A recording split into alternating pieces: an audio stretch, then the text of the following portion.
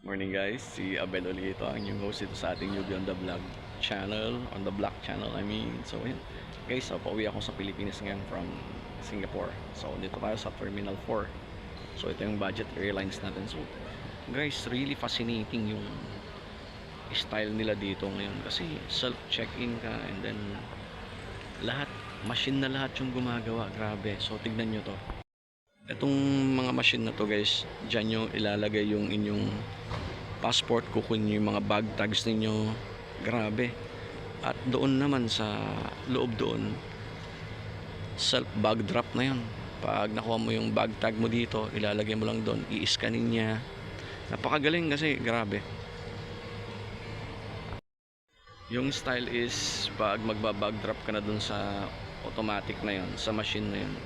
Grabe, kasi hindi mo pwede mapagpalit talaga. Kung halimbawa dalawa kayo magbabiyahe, yung passport mo dapat mag-match din dun sa mukha mo dahil nakatag yung passport mo dun sa barcode ng bag drop mo. So ganun yung nangyari. So grabe talaga, ang lupit.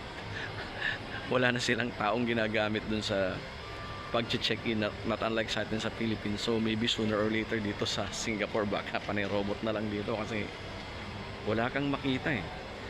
Kahit pag dumating ka sa immigration, sa arrival, grabe, machine na rin. Scan mo lang yung passport mo and then makakapasok ka na. So grabe, ito yung kumbaga, ito yung makikita natin na model ng technology talaga.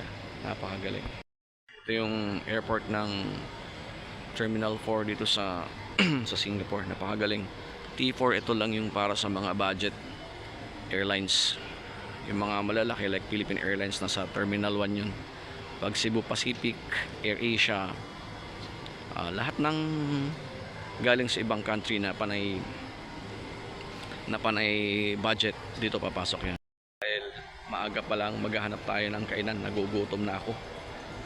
So yun, may mga money changers din dito kung gusto mo magpalit, kung yung sobrang dollars mo gusto mong ipalit ng peso, pwede dyan sa mga money changers dyan na nasa gilid. So ayan, napakaganda, the best talaga, the best in terms of technology tong Singapore talaga. Ito naman yung sa side ng AirAsia, yung pinakita ko kanina is sa Cebu Pacific yan. So ayan, itinutur ko lang kayo dito sa area ng budget airlines dito sa Terminal 4 ng Changi Airport. Ayan, it's really the state of art technology. Pakaganda. So yun, may kainan doon, may coffee club, bakery doon tayo sa Bandaron habang naghihintay. So 11 o'clock pa naman yung flight natin pauwi sa Philippines.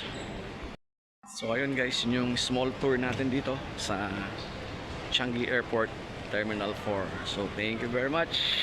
God bless. Video pala, nagkamali. So okay.